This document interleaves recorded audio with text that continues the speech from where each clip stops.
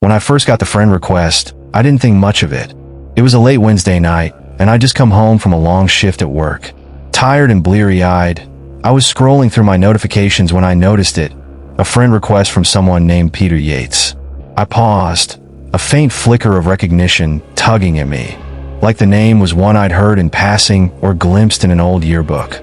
But when I tried to picture his face, I came up blank. Curiosity won over, and I clicked on his profile, hoping it would jog my memory. But his page was practically empty. There was no cover photo, no shared posts, nothing to give me any clues. The profile picture was strange, though, dark and blurry, the faint outline of a person barely visible against some shadowy background. It could have been anyone, really. Just as I was about to ignore it and scroll on, a message notification popped up. It was from Peter. "Hey, long time no see." I stared at the message, feeling an odd sense of unease. My fingers hovered over the keyboard as I typed back cautiously, "Do we know each other?" There was a short pause, and then his reply came through. "Don't you remember? We were friends back in middle school." Middle school.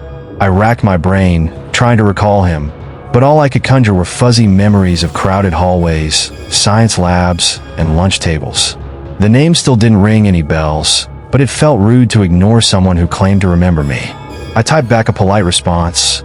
"Oh, sorry. It's been a while. How have you been?" The answer came almost immediately. "I've been better, but it's good to reconnect with an old friend." I couldn't shake the nagging feeling that something was off, but I brushed it aside, telling myself I was just overthinking. Over the next few days, Peter messaged me regularly. His questions started off normal, asking where I was living now, what I was doing for work, even small talk about TV shows and movies. But then his questions started getting more personal. He asked about my family, my relationship status, and even the layout of my apartment. I chalked it up to awkward social skills, thinking he was just trying to rekindle our friendship in a clumsy way. Still, each message left me feeling a little unsettled. And then, one night, he sent a message that made my skin crawl. "Do you remember that night?" I stared at the words, feeling a chill run down my spine. I typed back, fingers trembling slightly. "What night?" Another pause, longer this time, before his reply came through. "You know, the night by the river. The one we never talked about." My heart skipped a beat, a nauseating wave of anxiety tightening in my chest. "What are you talking about?" "I don't remember any night by the river," I replied, trying to keep my tone casual, though my hands had started to shake. "You don't remember," he typed, his words almost accusing. "But I do." The message hung there, silent and menacing, casting a dark shadow over the quiet of my apartment. Something about it sent a surge of panic through me, though I couldn't explain why. I tried to ignore it, convince myself that it was just a prank or a misunderstanding. But later that night, as I lay in bed, his words kept echoing in my mind. The next day, I ignored his messages. I kept my phone off for most of the day, hoping to shake off the lingering unease. But that night, when I finally turned it back on, I was met with a flood of messages. I scrolled through them, each one more chilling than the last. "It's time to remember. You can't ignore me forever. I know you remember." I was on the verge of blocking him when my phone buzzed again, a picture message. My heart pounded as I opened it. It was a picture of a tree, partially submerged in water. The branches twisted and gnarled like skeletal hands reaching toward the sky. There was something eerily familiar about it, something that made my stomach turn. Then another photo came through, a shot of a small clearing by a riverbank, empty and desolate, covered in dead leaves. I couldn't place it, but the images tugged at something deep in my memory, like a dream I'd once had but couldn't quite remember.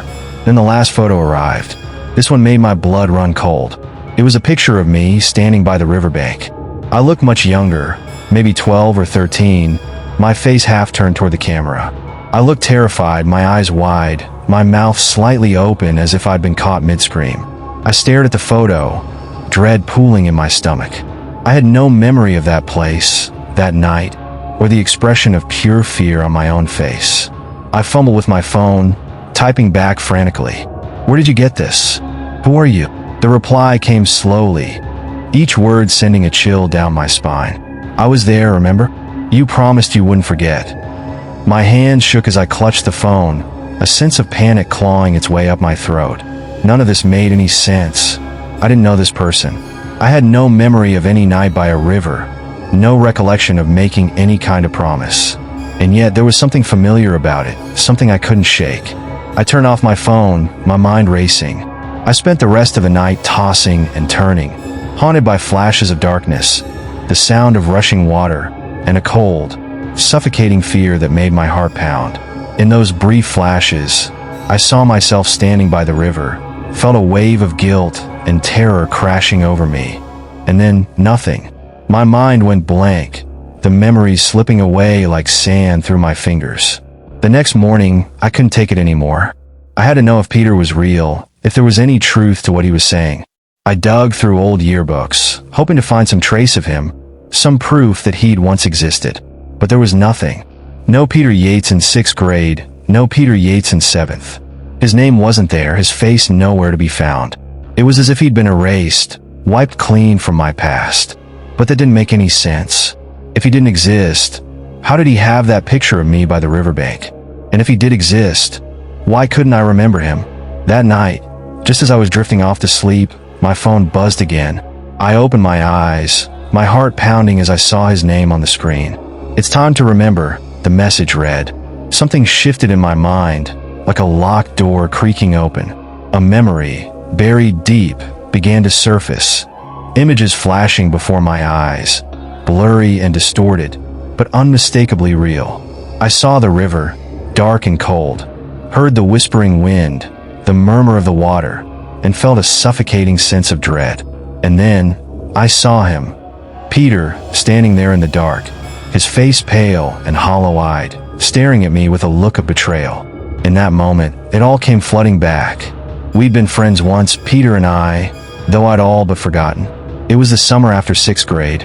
We'd gone down to the river one night, dared each other to explore the dark, shadowy woods by the water's edge. But something went wrong. We'd argued, and in a moment of anger, I'd shoved him, harder than I'd meant to. He stumbled, his foot slipping on the muddy bank, and then he fell. I'd watched, frozen with horror, as he tumbled down into the icy water, his screams echoing in the night. I remember running, too scared to help him, too terrified to look back. I'd never told anyone, never went back. I'd convinced myself that he'd survived, that he'd found his way out. But deep down, I'd known the truth. And so, I'd buried the memory, locked it away, and moved on. But Peter hadn't moved on. Another message appeared on my phone, breaking me out of my daze. "Come to the river. You know where." Against every instinct, I felt compelled to go. I told myself it was crazy, that I couldn't go out there, not after what I'd remembered.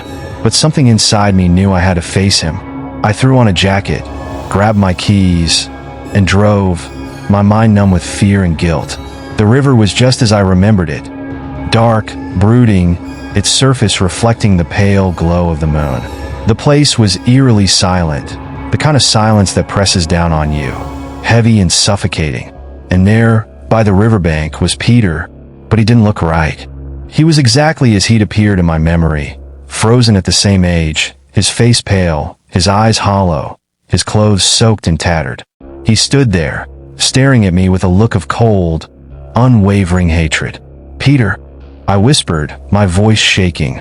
"You came back," he said, his voice barely more than a whisper, chillingly calm, yet laced with something dark, something that sent shivers down my spine.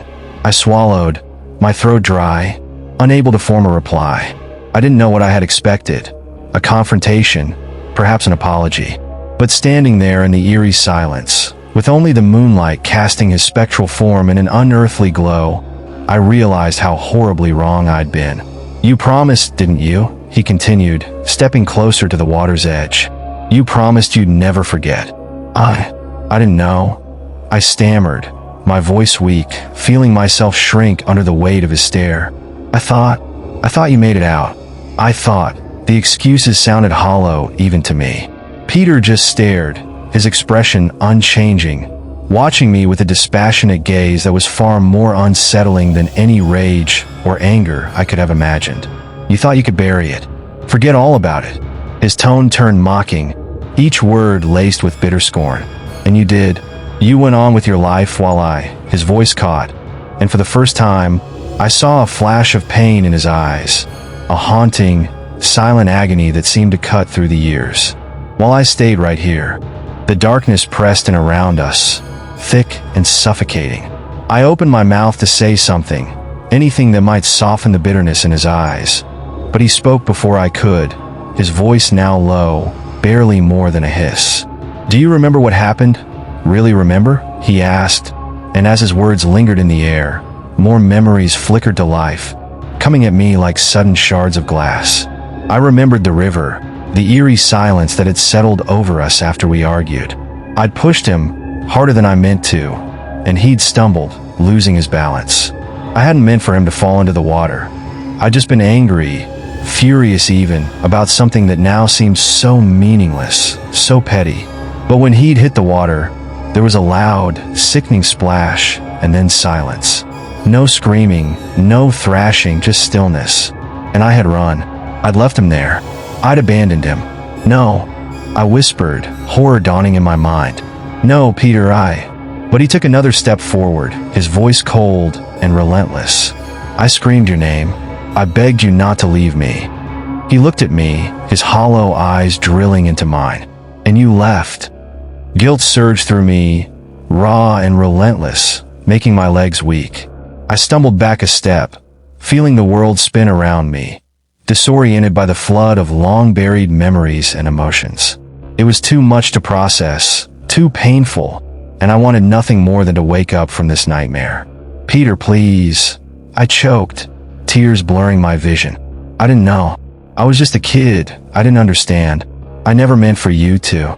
I didn't mean, but he didn't seem to hear me. He looked down at the water, his face contorting in a mixture of sorrow and something else, something that looked eerily close to longing. "You moved on," he said, his voice soft, distant, almost like he was speaking to himself. "You left me here to rot, and all these years I waited. I waited for you to come back, to remember, to set things right." A sudden wave of guilt and shame crashed over me, almost knocking me to my knees. "Peter, if I could change what happened, I would," I whispered, my voice trembling with desperation. "Please, just tell me what you want. Tell me how I can make this right." Peter looked up, his eyes empty and haunted, and for a moment, I thought I saw a flicker of something human, something that reminded me of the friend I'd once known. But then his face hardened, and he pointed toward the dark water, his expression unyielding. "You can join me," he said, his voice chillingly calm. A shiver ran down my spine, my blood turning to ice. What do you mean?" I stammered, backing away instinctively, even though I knew it was futile. The darkness seemed to press in around me, trapping me, and the cold night air grew heavier, almost suffocating. Peter took another step forward, his eyes locked onto mine, his expression implacable. "You took my life," he said simply. "It's only fair you give yours in return." "No," I gasped, panic clawing at my throat.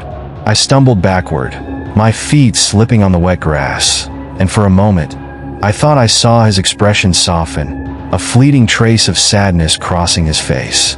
But it was gone in an instant, replaced by that same implacable, hollow stare. "You owe me," he whispered, his voice barely audible over the sound of the water.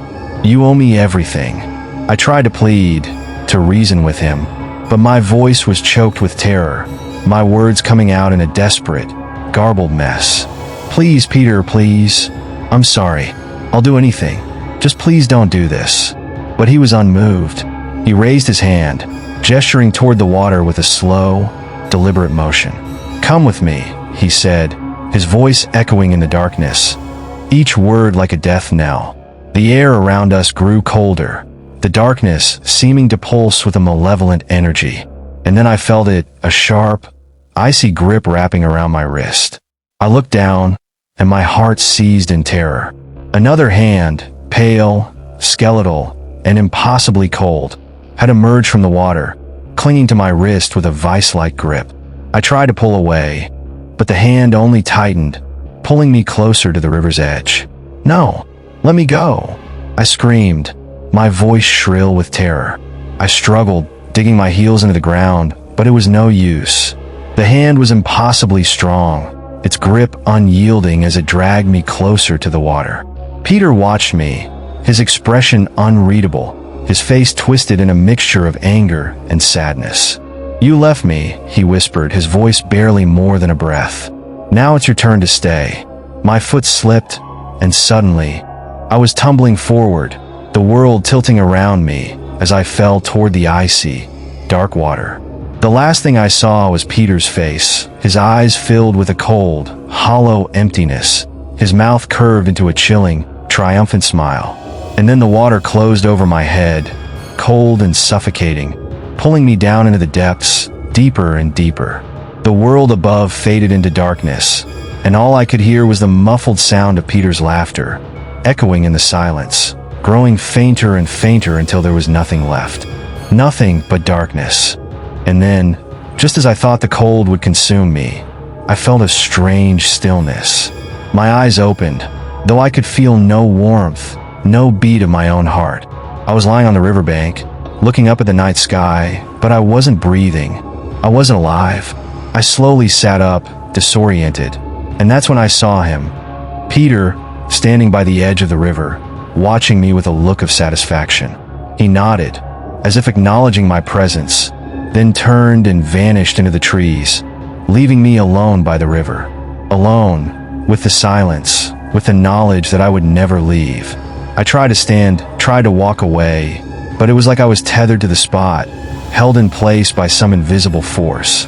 I was trapped, bound to this place, just as he had been, and now I wait, just as Peter had waited, waiting for someone to come, to remember, to hear my voice.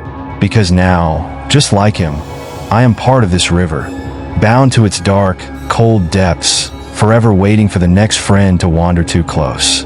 And when they do, I'll ask them the same question Peter once asked me. Do you remember? Because I won't let anyone forget.